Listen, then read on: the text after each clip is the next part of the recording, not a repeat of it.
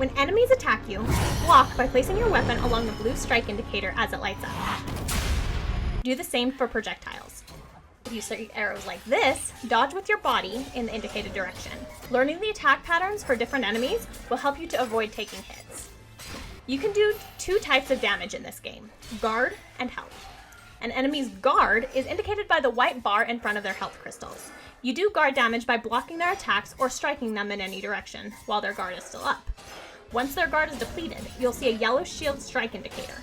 Strike it in any direction to break their guard.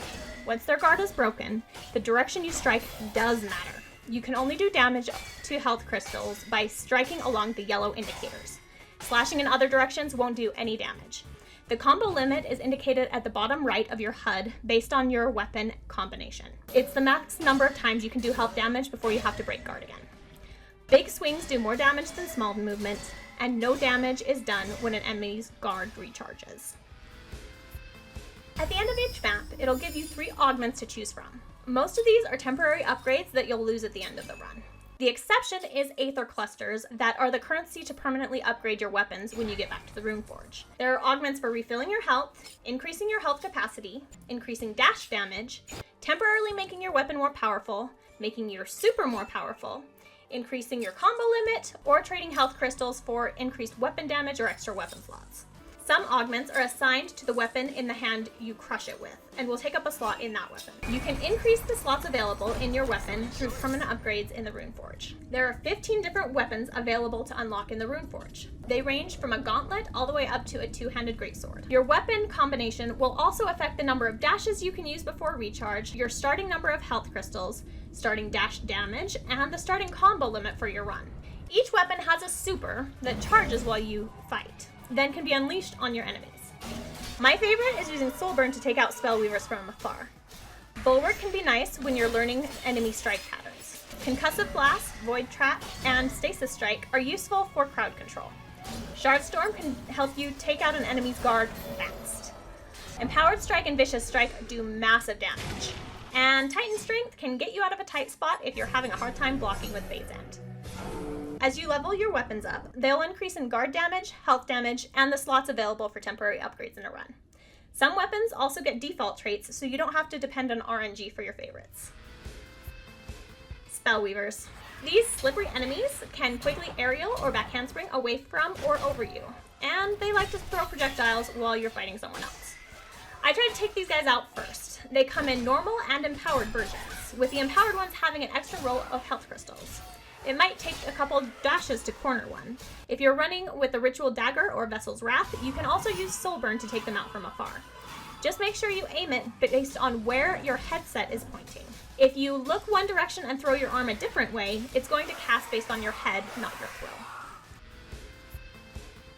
Empowered Knights look similar to the Knights you see in early maps, but they have an extra set of health crystals and can become enraged. After you get rid of their first set of health crystals, they'll glow yellow and have a powering up animation. The next attack will be one of 2 fast and long combos that can cause even experienced players to take a hit or 2. Learning both Enraged Knight attacks is the best defense. Another way to avoid the fast combo is to dash past the Knight. You can also use Void Traps or a Stasis Strike to interrupt it.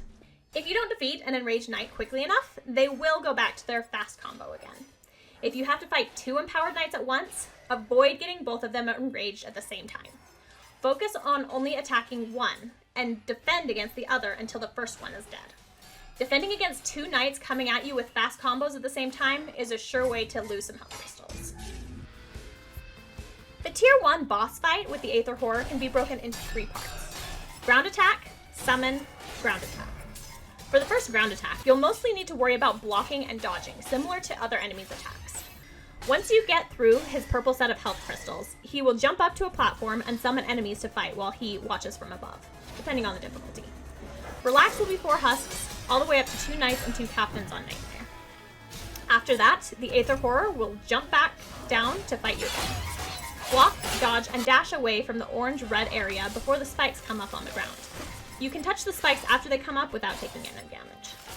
Work through 2 more sets of his health crystals, and you'll be healed before moving on to the next move. Honor Guard and Empowered Captains. You'll encounter the Honor Guard at the Tier 2 boss fight, and Empowered Captains are peppered throughout the 3rd tier maps. These guys are slower, and they have more attacks that you're going to have to dodge than other enemies. Besides the extra health crystals, the AEO attack is what sets them apart from their non-empowered counterparts. Always keep a straight dash path open towards them. If you see them raise their hammer, immediately dash in and strike the indicator, or the map is going to become a hit zone. There's one difference between empowered captains and the honor guard in the tier 2 boss. After you kill the first honor guard, the remaining guard will summon 4 Spellweavers in nightmare mode. Be ready with Soulburn or use stasis for crowd control. The final boss fight has the most stages of the whole game. You'll have several rounds to fight him on the ground, broken up with platform stages where he uses spikes and projectiles and/or summons enemies.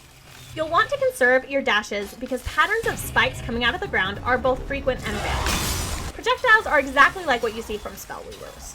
You can line up your blade or slash through them to block. If you see him go up on his hind legs with a strike indicator on his face, get in there and slash it quick or the entire arena will be a strike zone. Once you get through the set of purple crystals, he'll retreat to his platform for projectiles and spikes. The sequence goes 3 spike formations, 4 projectiles, spikes, 2 projectiles, spikes, and 4 projectiles. Some of the projectiles come pretty quick after the spikes, so it can be tricky. Try to jump to the space between the outside circles, so you only have to use 1 dash to get clear. He'll jump back down, and you'll have to clear another set of health crystals, similar to the beginning of the fight. Then, he'll retreat to the platform again and summon 4 enemies. On Relaxed, it's 2 husks, a Spellweaver, and a knight. Nightmare mode brings 2 Spellweavers and 2 empowered knights. The last ground sequence starts with an enraged attack.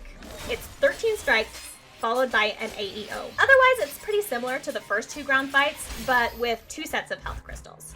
You have to crush his heart, or the last stage is going to start up again.